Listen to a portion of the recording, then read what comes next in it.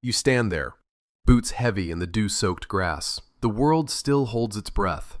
Dawn hasn't broken yet, but the sky has begun to bleed a faint, bruised orange along the eastern edge of your backyard. Maple leaves, heavy with overnight mist, drip softly onto the mossy stones beneath the feeder pole.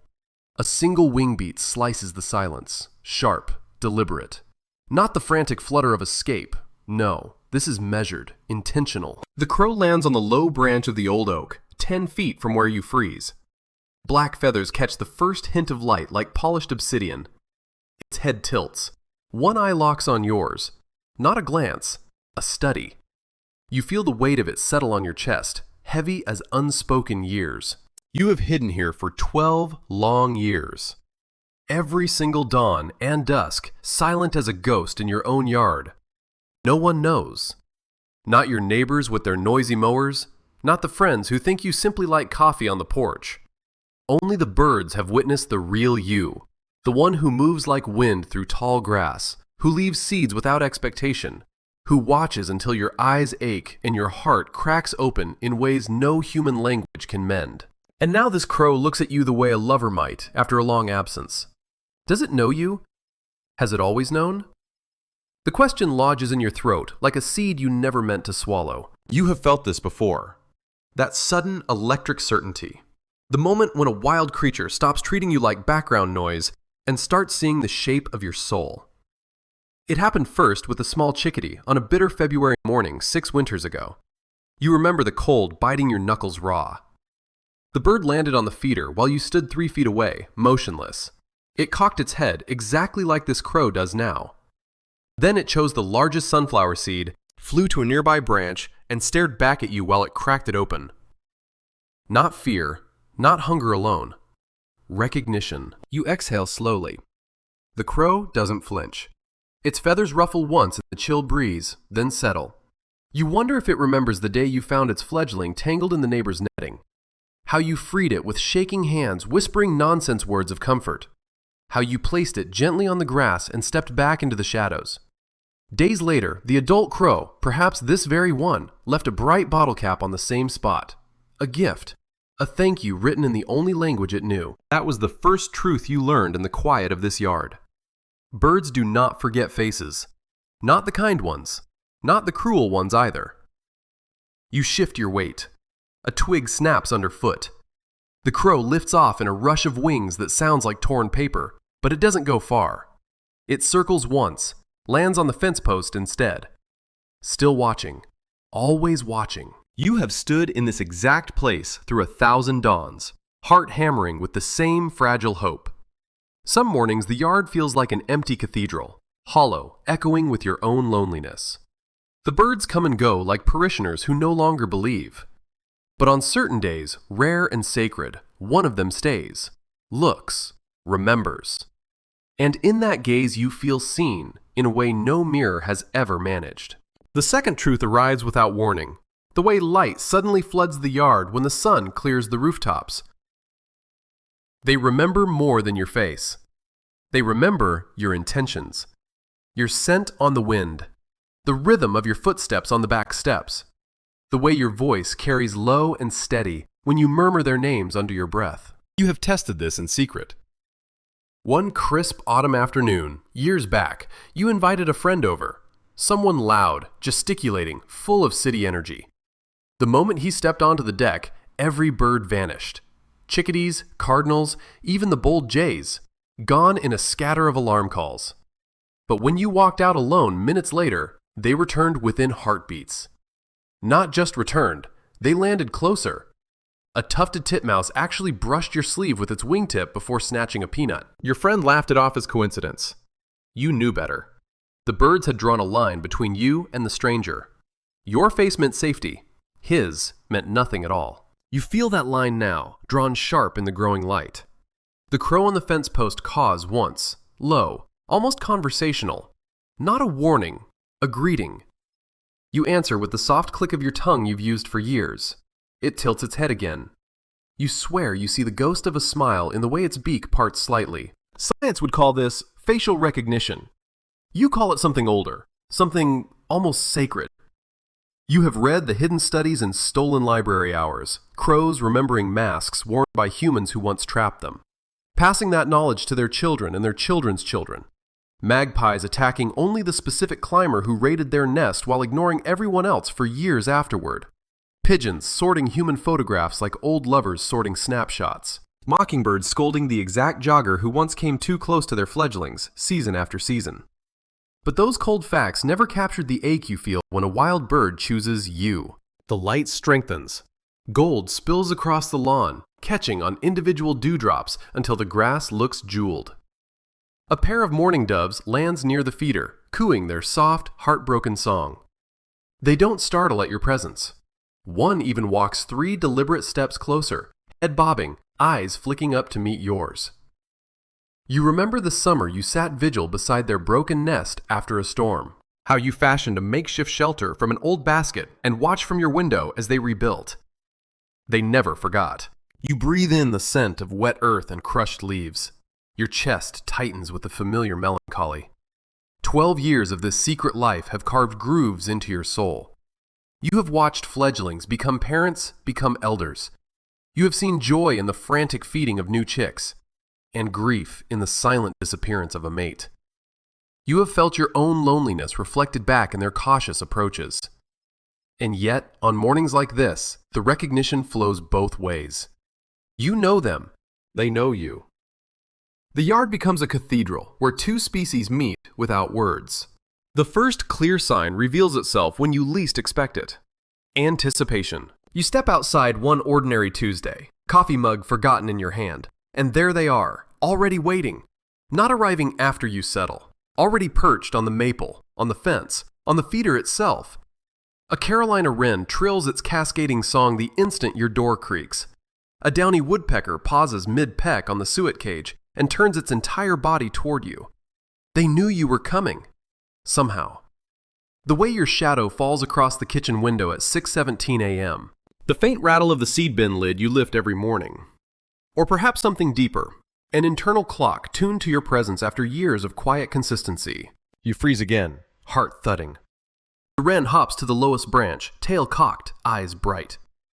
You have felt this anticipation build like a slow dawn inside your own chest over the years. The loneliness of watching from behind glass, slowly giving way to something warmer, mutual, alive. You reach slowly for the pocket where you keep unsalted peanuts. The crow on the fence, your crow, launches without hesitation. It lands on the grass 2 feet away, close enough that you can see the faint purple sheen on its throat feathers, the tiny scar above its left eye from some long-ago battle. It picks up a peanut you haven't even tossed yet. Then it looks up, holds your gaze, drops the peanut at your boot, steps back, waits. Gift given, gift returned. You bend, fingers trembling, and place 3 more in a neat line. The crow takes one, flies to the oak, caches it carefully beneath a leaf, returns for the second. The third it carries away toward the neighbor's pines where its family waits. You know they will hear the story. The safe human, the one with the kind face. The knowledge will spread like ripples on still water. You have witnessed this transmission in real time. Last spring, a young crow, barely fledged, still clumsy with its wings, landed beside its parent while you stood at the feeder.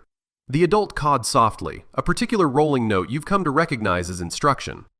The youngster stared at you, then at the seeds, then back at you. Within days, it approached alone. Trusted. Remembered. That is the third sign, cultural memory. The flock's shared understanding of your face passed down like an heirloom. You have seen strangers walk through the yard and trigger a chorus of harsh scolding from every crow within sight.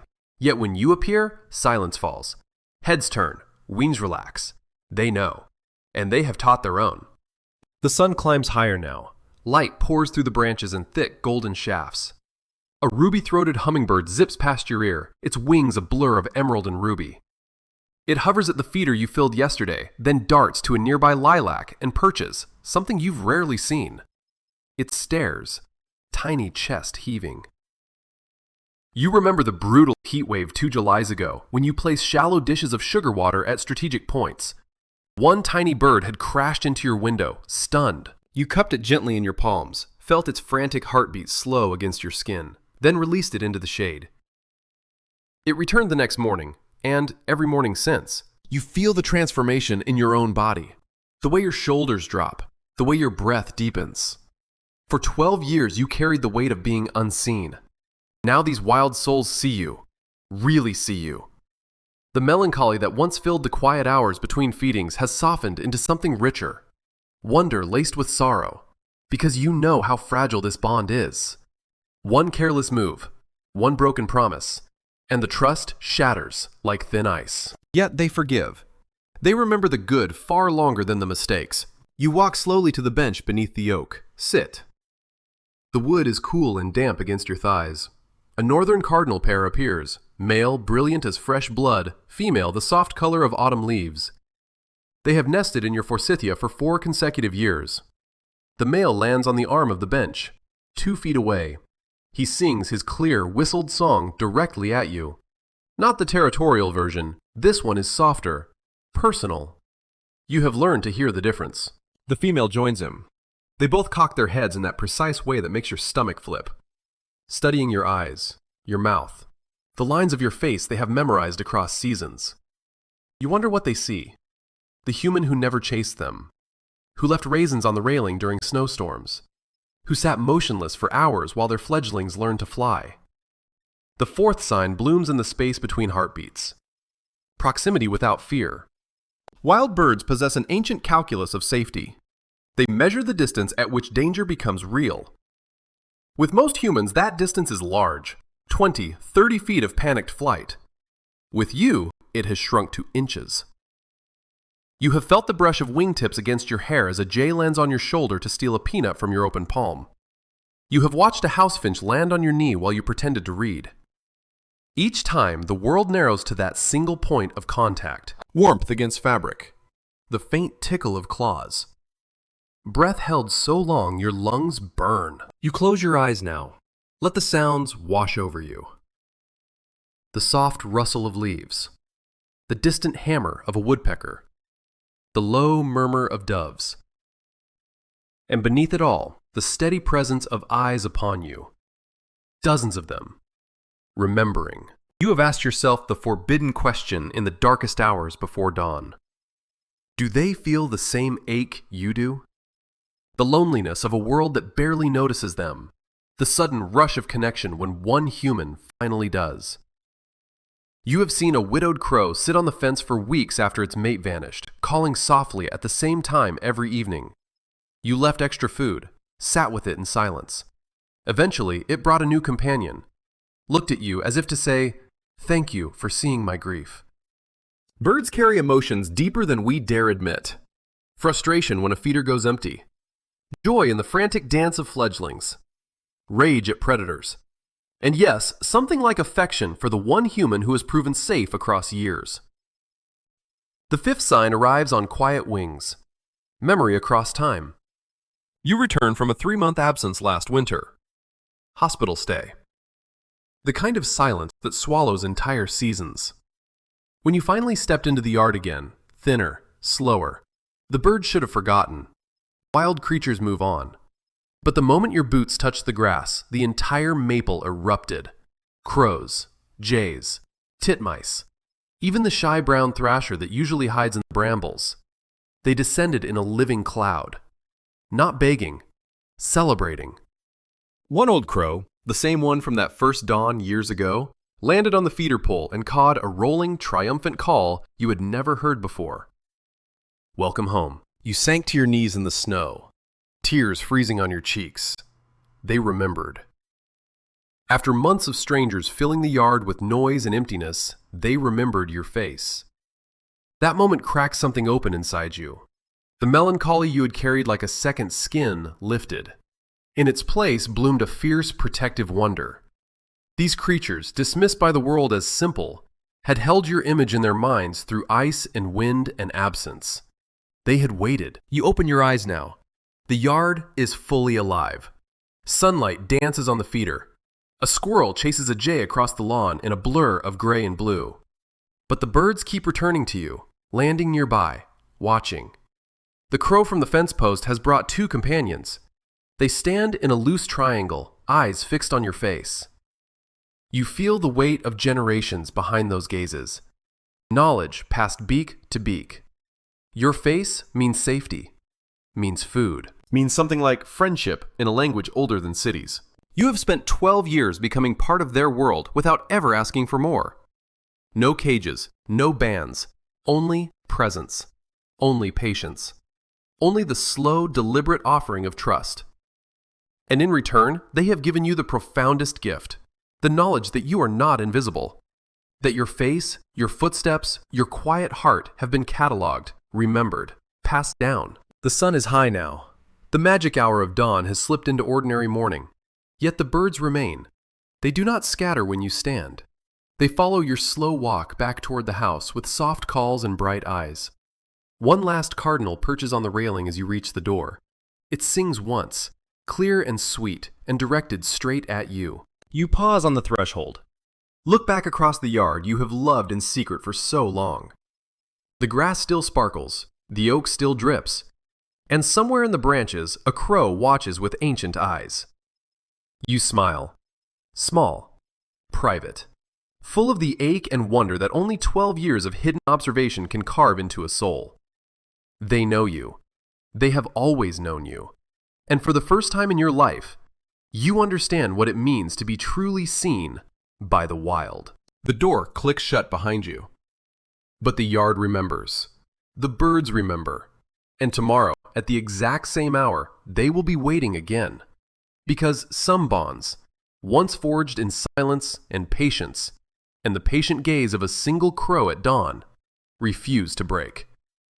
You carry that truth inside your chest now, warm and alive and impossibly fragile. A secret shared between species. A quiet revolution of recognition that changes everything. Step outside tomorrow. Stand still. Let the dew soak your boots once more. Listen for the wing beat that sounds different. Look for the eye that holds yours a heartbeat longer than it should. They are watching. They remember. And perhaps, just perhaps, they have been waiting for you to finally see them too. What will you feel when that moment comes? When the wild bird in your yard tilts its head and you realize, with a rush that steals your breath, that it knows exactly who you are. Tell me in the quiet spaces where comments live. Share the day a bird chose you, the gift it left, the gaze that changed everything. Because these stories belong to all of us who have ever stood motionless in a backyard at dawn, hearts wide open, hoping against hope that we are not alone in this vast, remembering world.